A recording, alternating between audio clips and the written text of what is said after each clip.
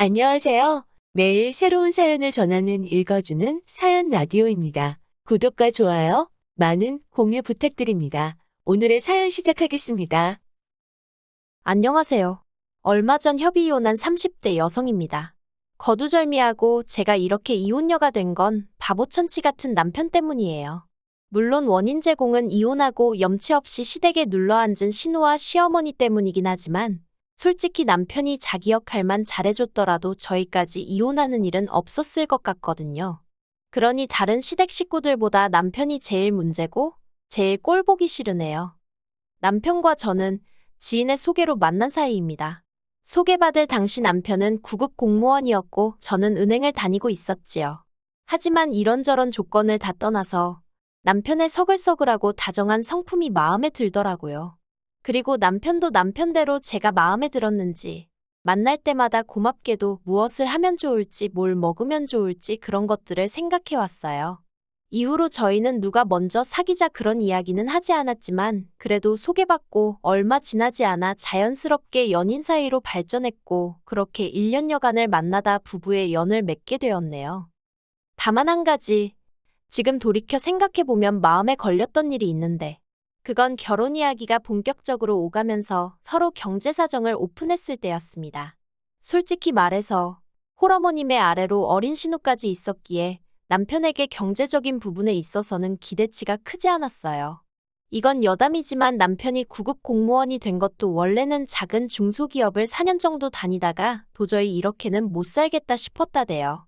여담이지만 입사 당시에는 9시 출근 6시 퇴근이라고 했는데 4년 내내 7시 40분까지 출근해서 8시 이후에 퇴근했답니다. 그래도 버티면 승진하고 한마디로 언젠가 좋은 날이 올 줄 알았는데 어느 날 대뜸 사장 친구 아들이라는 사람이 와서는 한 자리 차지하고 두 자리 차지하고 그러는 꼴을 보고 있으니까 내가 여기서 뭐하는 짓거린가 싶었다나요. 그래서 독하게 마음먹고 회사를 때려치고 공무원 공부를 시작했대요. 그런데 남들이 구급 공무원은 반년 안에 합격을 해야 한다. 1년이면 뭐 눈 감고 떡 먹기다 해서 조금 만만하게 봤었답니다. 하지만 매번 한 문제 차이, 한 점 차이 이런 식으로 고배를 마시느라 자그만치 4년을 날려먹었다는 거예요. 이 얘기를 들었을 땐 솔직히 제가 다 아찔하더군요. 솔직히 포기하지 않은 그 근성이 대단하다 싶으면서도 미련한 건가 싶고 어쨌든 결국엔 합격을 했으니 다행인가 싶기도 하고. 그런데 이런 과정이 있다 보니 당연히 모아둔 돈은 거의 없었지요. 가뜩이나 첫 직장 다닐 때도 홀어머니 생활비 보태드리랴 어쩌랴 해서 얼마 모으지도 못했는데 그 돈을 수험 생활에 다 써버렸다니까요. 그리고 이런 이야기는 이미 연애하면서 조금씩 여러 번 들었던지라 언젠가부터는 그쪽으론 아예 기대치가 없었지요. 그래도 운이 좋았던 게 저희 친정부모님이 남편을 사윗감으로 마음에 들어 하셨습니다. 어떻게 모든 게 100% 마음에 들 수 있겠냐면서 그래도 저한테 잘하고 당신들한테 살가우니 그것만으로도 좋다 하시대요. 그리고 어쨌든 구급 공무원이라는 직업이 떼돈을 버는 직장은 아니어도 안정적이잖아요. 그래서 부족한 부분은 친정부모님이 도와주신다고 하셔서 무사히 결혼 준비를 할 수 있었지요. 그리고 남편에게 경제적인 부분에 있어 기대치가 없었던 만큼이나 어머님께도 아무것도 바라는 게 없었습니다. 솔직히 결혼 이야기가 한창 오가는 와중에도 당신 친구분들하고 여행 간다며 남편에게 이달은 용돈 얼마를 더 보내라 하시는 분이셨거든요. 그런 걸 옆에서 다 보고 있었는데 제가 뭘 생각하고 바라고 했겠어요. 그래도 시어머니 되실 분이라 나쁘게는 말 못하고 세상에는 정말 다양한 어머니들이 있구나 생각만 했지요. 그리고 그런 어머님의 비위를 맞춰드리는 것도 어떻게 보면 자식돌이라고 생각해서 최대한 좋은 쪽으로 생각하려고 했어요. 그런데 저와 남편이 결혼하고 2년차가 되던 해였습니다. 남편에게는 3살 터울의 여동생이 있거든요. 신우는 일찍이 혼전 임신을 해서 저희가 결혼할 때 이미 7살짜리 아이를 키우고 있었어요. 여담이지만 자기 아들을 화동으로 세우겠다며 멋대로 무슨 큰 호의를 베풀듯이 이야기를 해서 제가 무척이나 황당했었답니다. 왜냐면 그러면서 저더러 얼마 줄 거냐고 물었거든요. 세상에 공짜가 어딨냐고 하면서요. 그런데 저는 제 결혼식이 엄숙하고 진지하길 바랬기 때문에 화동이라던가 모하객들을 산만하게 만들 만한 이벤트는 하고 싶지 않았어요. 그래서 제가 화동은 안 해도 된다니까 애가 얼마나 서운하겠냐면서 졸지에 저를 되게 무심한 사람처럼 몰고 가는 걸 보고 보통이 아니구나 싶더라니까요. 그리고 신우는 자기가 동생이지 않냐면서 축의금도 1원도 안 했어요. 솔직히 저야 안 받아도 그만이지만 그쪽에서도 정말 뭐 하나 해준 게 없었네요. 이러니 저랑 신우랑 사이가 좋을 리가 없었지요. 아무튼 그런 신우가 이혼을 했습니다. 이혼 사유는 심해부의 바람이었어요. 회사에 들어온 단기계약직 여직원하고 바람이 난 걸 평소에 신우랑 가깝게 지내던 다른 동료 와이프가 말해줬다대요. 그리고 심해부도 너무한 게 그러면 바짝 엎드려서 빌기라도 하지. 신우 면전에다 대고 솔직히 하룻밤 실수 때문에 너 같은 여자랑 결혼했다는 게 너무 억울하다고 소리를 질러대고 난리도 아니었다고요. 그리고는 양육권이고 친권이고 다 필요 없다며 신우더러 다 가지라 했다는 거예요.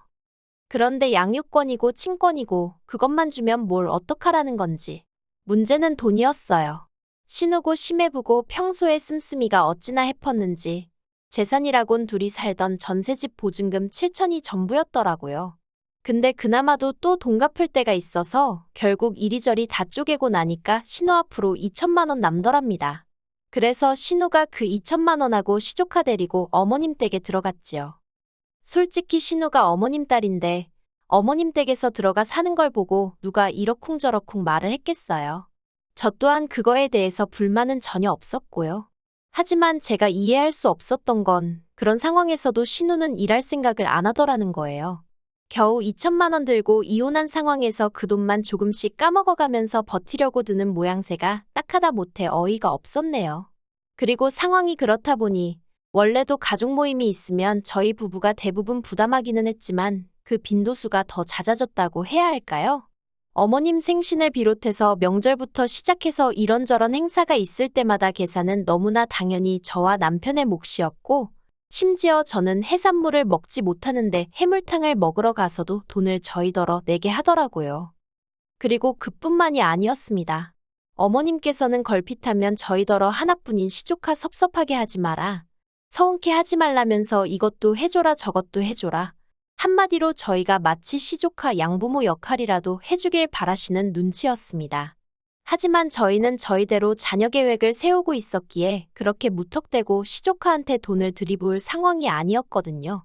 특히나 어머님께서 매달 용돈이니 생활비니에서 못해도 70만 원씩 받아가고 계셨는데 시조카한테도 용돈을 주라는 둥 학원을 보내야 한다는 둥 어머님 말씀을 따른다 치면 한 달에 시조카 앞으로 좋기 50만 원은 들어가게 생긴 거예요. 저도 언젠가 한번 마음먹고 계산해봤다가 뒤로 넘어가는 줄 알았습니다. 결국 신우 뒷바라지라고 해야 하나 그 짓거리를 1년이나 하고 나서야 도저히 못 참겠다 싶어서 제가 남편에게 얘기 좀 하자고 했어요. 그리고는 제가 엑셀로 정리한 저희 재정상태 분석표라고 해야 할지 은행에서 항상 하는 일이랑 비슷해서 해놓고 나니까 무슨 보고서처럼 됐더라고요. 아무튼 그걸 만들어서 남편 앞에 들이밀었습니다. 그러자 남편이 흘끗 보더니 그래서 하고 싶은 말이 뭔데? 그러는 거예요. 일단 1차로 남편의 그런 시큰둥한 반응에 마음이 상했지만 그래도 어쨌든 유쾌한 대화 주제는 아니었으니 최대한 차분한 목소리로 남편에게 상황을 설명했어요. 우리도 조만간 아이를 가져야 하는데 이런 식으로 계속해서 어머님과 신우를 챙길 수는 없다. 이제 좀 줄일 건 줄여야 하지 않겠냐고요. 그런데 그 이야기가 끝나기가 무섭게 남편 얼굴색이 울그락불그락 하더니 그래서 뭐 어쩌자는 거냐고 소리를 지르면서 하고 싶은 말이 있으면 똑바로 해 그러대요.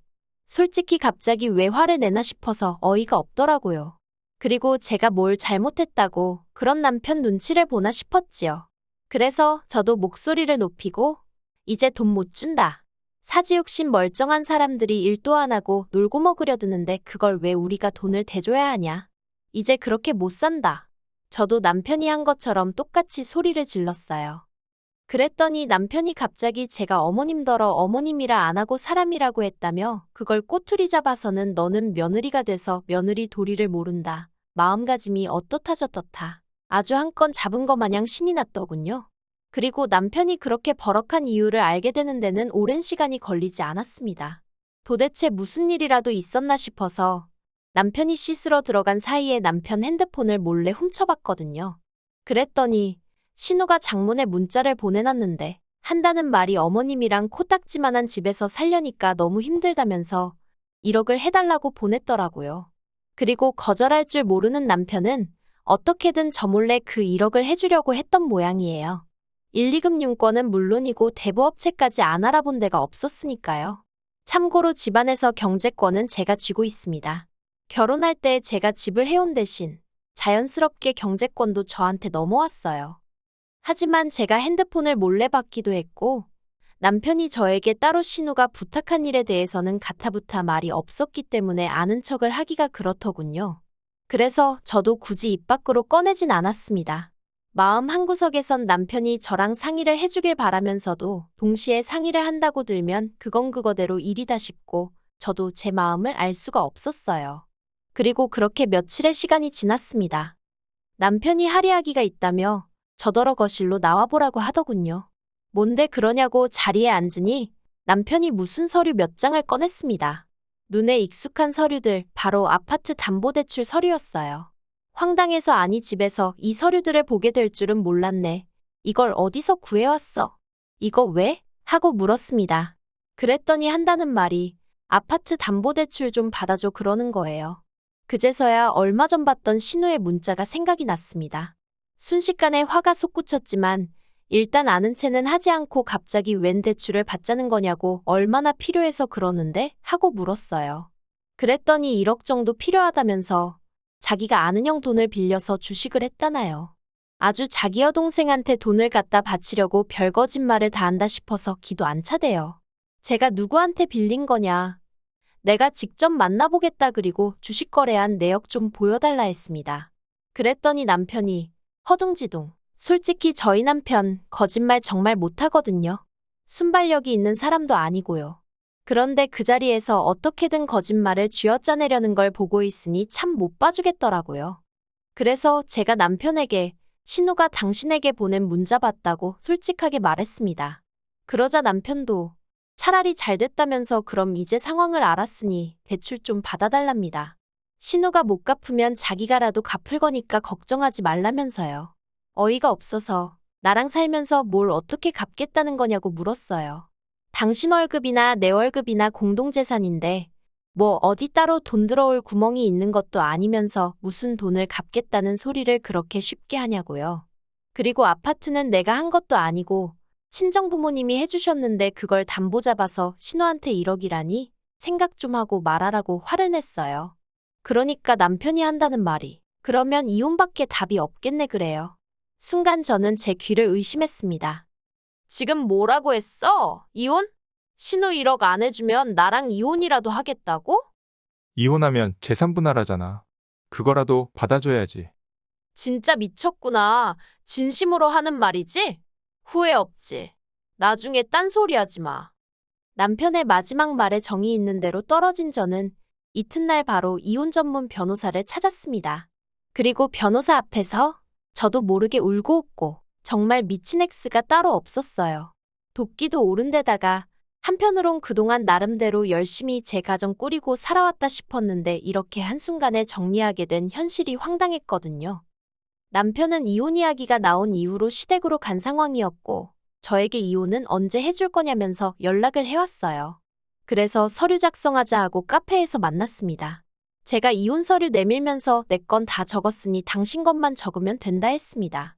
그러자 남편이 알겠다며 재산 분할은 어떻게 하냐고 묻대요.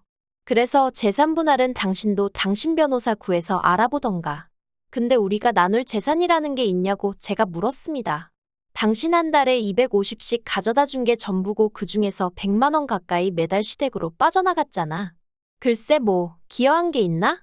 솔직히 남편 자존심 상하라고 일부러 빈정거리듯 말했어요.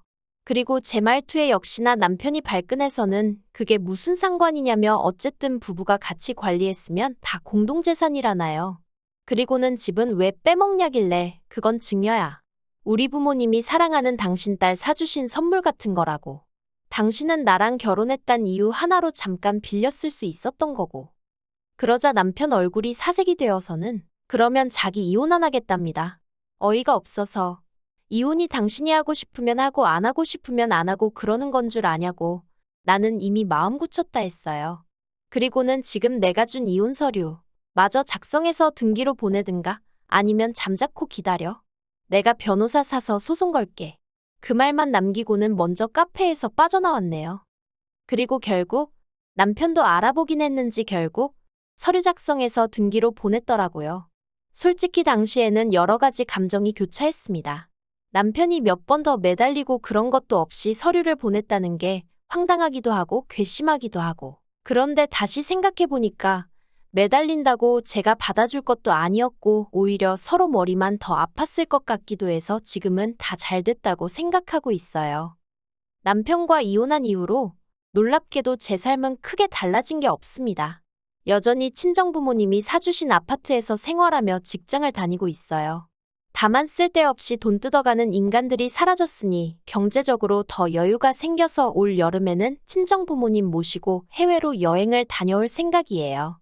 그런데 소개팅을 주선했던 지인의 얘기로는 남편은 저와 이혼하고 계속 시댁에서 사는 모양이더라고요. 어머님 집이 제가 알기로 15평에 방 2개 그나마도 방 1개는 거실 겸용인데 거기서 어머님 시누시 조카 그리고 남편까지.